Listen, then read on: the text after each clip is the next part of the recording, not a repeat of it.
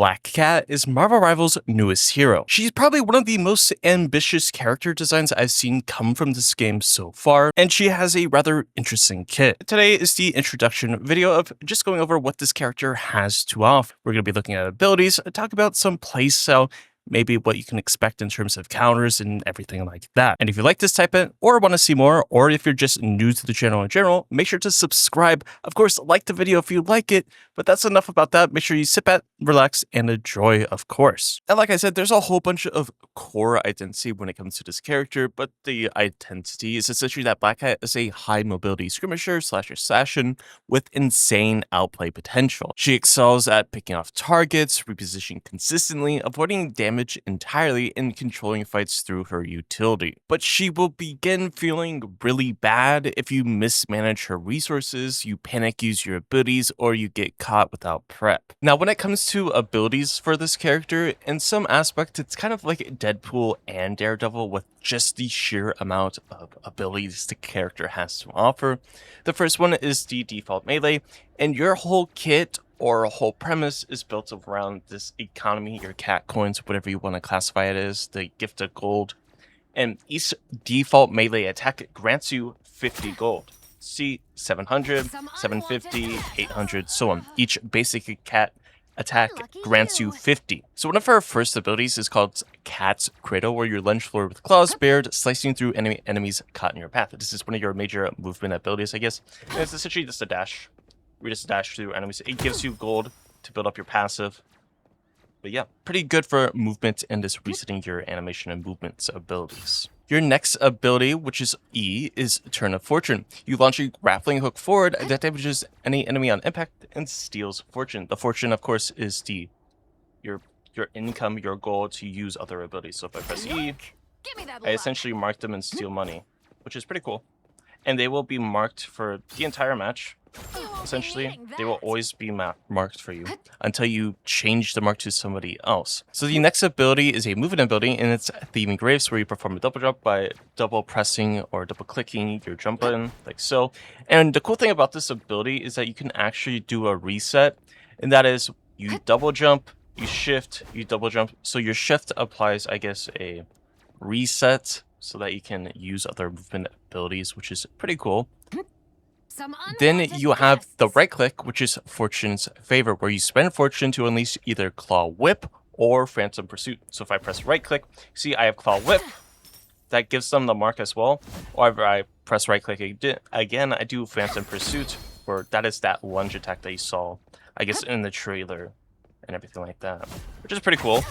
So I guess the next thing to be looking at is that she does have, like, I guess, a passive where she can just be on the wall, kind of like Deadpool, just like Daredevil. And this also kind of does a reset in terms of movement. So this character actually has quite a lot of movement. She has a ton of different resets you can do to continuously do different types of movement to get around the map quite quickly. So in terms of like a flanking / I guess hybrid frontline duelist in a sense, she does have a lot of escape opportunity, and she has a lot of opportunity to jump on you in the back line. Now, I wanted to make this its own section because it's very interesting. And you have a shop, kind of like Loba from Apex Legends. Not necessarily like Loba, but in the aspect that you can choose different things. Maybe it's kind of like, it reminds me of Deadlock in a sense. You literally have a shop. So you have Flatline Flame Orb, you have Helm of Hades, you have Tablet of Destinies, you have Memento Fish, you have Ring of Zona, and you have the Chernbog's Crystal. I know I said some of these wrong, I apologize. The shop menu. So Flame Orb. You conjure an orb of mystical flatline flame to revive and mark all nearby enemies. So it marks all nearby enemies.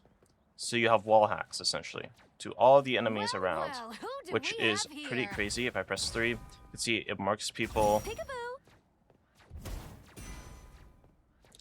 And I can see people through the wall, which is pretty cool. Then the next is Helm of Hades, where you enter invisible state for a set duration. So stealthy. If I press F, I go invisible for 2 seconds. Then I have to buy again. Again, this is all based on fortune, so you need to get money before you engage or use the shop. I just build up my money again. Unlucky you. Then after that, we have Tablet of Destinies, where this gains a random amount of fortune. So you can see if I use it, I spend it, this gives me a random amount of fortune once I press it. It's kind of like, this is straight up just gambling. This one, the Tablet of Destinies. Then the fish is you create a hypnosis field, disable movement abilities, and grounds all enemies caught within, which is kind of crazy to think about. So if you're playing it against, I guess, a super hybrid team composition, and you're trying to go for a big team fight, you can use this to try to help the rest of your team if they're using their ults or whatever the case may be, to try to disable those movement abilities. Following that, we have the Ring of Zona, and just like in the trailer you saw, that essentially you cast a TP that cuts you through a wall, which is pretty cool. Teleport through, bada bing, bada boom, you go through it. It's not, I mean, I guess it's kind of like a strange portal, like a cheap version of a strange portal, because it doesn't go that far. Actually, I'm not... 14 meters? Oops. 14 meters? Nah, it's not bad. Not a bad distance at all. Then last but not least, we have the Torborg's Crystal. I know, again, I probably said it wrong. And with this, you purify yourself, instantly removing any active crowd control effects. Let me freshen up. Now, I'm not entirely sure how useful it will be in an aspect that... I mean, I guess this would be like a pre-fight thing if you know you're going into a team fight and they have their ultimates. This is something you would essentially have before you go into the fight, so that if you do get CC'd in any aspect, you just pop it and it cleanses you. Which is kind of crazy if you think about it. But this entire kit is really unique and probably one of the more ambitious kits that this game has to offer. I would say Deadpool is another one of those kits that is rather ambitious. Just the sheer amount of abilities. Same with Gambit, just the sheer amount of different abilities the character has to offer. Especially with the right click, with the claw whip, and with the mark in general. So the Phantom Pursuit. And you can chain it all together. The thing is, when you chain it all together, you just have to be aware of your fortune or your economy before you go for these changes. It can also tells you how much it is in general. By if you look bottom left where it shows like the damage, the claw whip uses 150 fortune, right? And see if you miss it. So you need to make sure you land your abilities or you're within range to be. Quickly talk about her ultimate, which is Calling Card, where you issue a calling card to all enemies. Instantly dash to any enemy in sight and range and tearing into with your claws to deal percentage damage. So if I ult, it hits everybody, which is pretty insane. And the crazy thing is, the lunge distance for it is insanely long. Well, who yeah, do we have here? Pretty crazy. And it keeps everybody Mark II for a little bit, which is pretty insane as well. I think just the sheer amount of, I guess, weight you can pounce within all this time, you can keep pouncing to people. Which is, again, insane to me, because it's essentially a controllable Psylocke ult, if you think about it, in some aspect.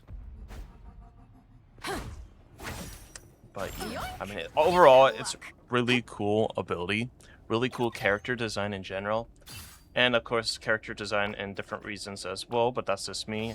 It's Marvel Rivals, of course, you're going to have the Gunnar skins, but that's just how it is. Now, I do want to talk about the team up, but she's the anchor, so she doesn't have anything. So if we go to White Fox, if I press C, I believe her team up is that she just... Let's see. When White Fox embraces her new found fortune, she unleashes attacking spiritos to grant healing and speed to allies while damaging and slowing foes. So I guess it's just like an AoE heal. A single instance of AoE heal, and you get faster attack speed, which is, I guess, is pretty cool.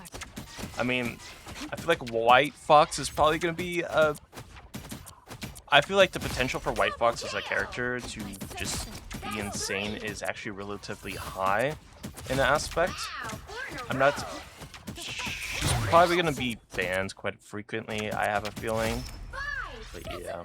Now, the other team-up character is Captain America, which is rather interesting to me. I do the Now, if I press absolute X, best I can every time. if I go here, Black Cat shares, so Captain America enjoys his look. His shield's block radius expands, allows him to aim deflected projectiles directly towards his target, which is a change. Usually when you reflect targets with Captain America's shield, the reflect is completely random. But now, because you can actually choose where to aim with it, that's actually